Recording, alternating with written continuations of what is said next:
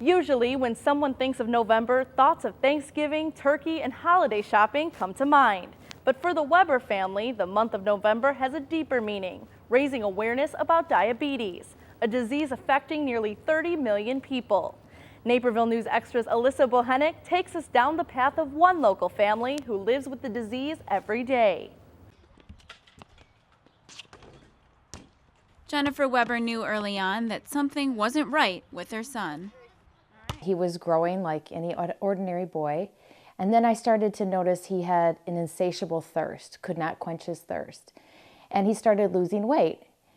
For every sign and symptom, I had an excuse, and he went to his best friend's home to play, and after picking him up, the mother had said, "Have you ever had him tested for diabetes? He's showing all the signs and symptoms." A trip to Edward proved just that. Zach was diagnosed with type 1 diabetes, forever changing his life. New normal. We just took it in stride and just kept going. And same with Zach. We were just given a new normal lifestyle, actually a quite healthy lifestyle. Type 1 diabetics have a problem producing insulin, a hormone needed to allow sugar to enter cells in the bloodstream to produce energy. It's less commonly known as it affects just 5% of those diagnosed with the disease. Type 1 diabetics usually are born with a defect, so it acts a little more like an autoimmune illness. And they're born with a defect in their pancreas. It's a matter of time before the body decides, or the pancreas decides, that it isn't going to produce any more insulin. Now 11-year-old Zach is paired with a pump that delivers insulin to his bloodstream. He has to test his blood sugar every couple hours, not just at home, but at school as well.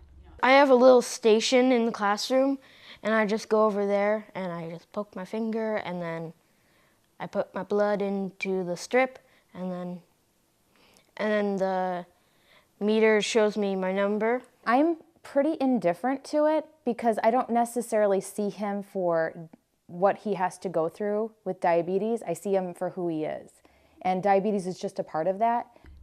Diabetes has become a part of many people's lives, as almost 2 million people are diagnosed per year. However, most people with the disease have type 2, which can be prevented, but is brought on when someone can't support the glucose levels in the body. Type 2 diabetes is more resistance to the action of insulin, and it is definitely a hereditary disease.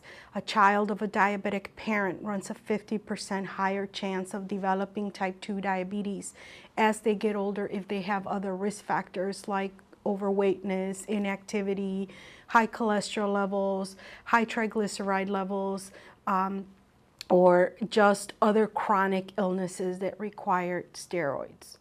Jennifer feels that differentiating the two is important to help others better understand her son's struggles. I actually would love to see a change in the name altogether. Diabetes gets put under the umbrella, and often people think, oh, did he eat too much sugar? Will there be a cure? Will he outgrow it? And that's the miscommunication between type 1 and type 2. There is no cure. He will not outgrow it. Until there is a cure, he will live with diabetes type 1. Though managing his diet and exercising will always be a part of his daily routine, at heart, Zach believes one thing. I'm just a regular kid having fun like anyone else.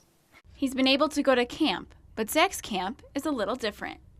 The American Diabetes Association holds events that help kids understand they can still have fun with this diagnosis.